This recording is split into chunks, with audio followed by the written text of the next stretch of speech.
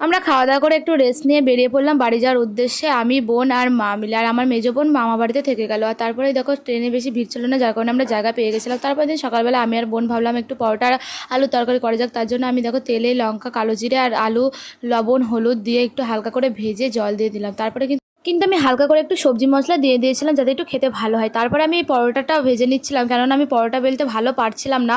একটা তো বেলেছিলাম, সেটা পুরো ভারতের ম্যাপের মতো হয়ে গেছিলো। আর দেখো বন্ধুরা, আমার ছোটো বোন কী সুন্দর পরোটাটা বেলেছে। যেহেতু ময়দা দিয়ে বেলেছে তার জন্য পরোটাগুলো দেখো এত সুন্দর হয়েছে। তারপরে আমি পরোটাগুলো এপিট ওপিট ভালো করে ভেজে তুলে নিলাম। আস্তে আস্তে আমার সব পরোটা ভাজা কমপ্লিট হয়ে গেছে। আর তারপরে আমি পরোটা নিয়ে আর আলু তরকারি নিয়ে খেতে বসে পড়েছি। আর খাওয়ার পর আমি ভাইকেও ডাকলাম, কেননা খেতে বলার জন্য যে কেমন আমি বানালাম পরোটা। তারপর খাওয়া দাওয়া করে আমি পায়েস রান্নার কাছে চলে গেলাম, কারণ ছোটো কাকে আমাকে পায়েস রান্না করতে বললো। আর ভিডিওটি পরের পার্টটি দেখার জন্য চ্যানেলটি সাবস্ক্রাইব করতে হবে। ভিডিওটি ভালো লাগলে অবশ্যই লাইক করে দিও। আজকের মতো টাটা, বাই।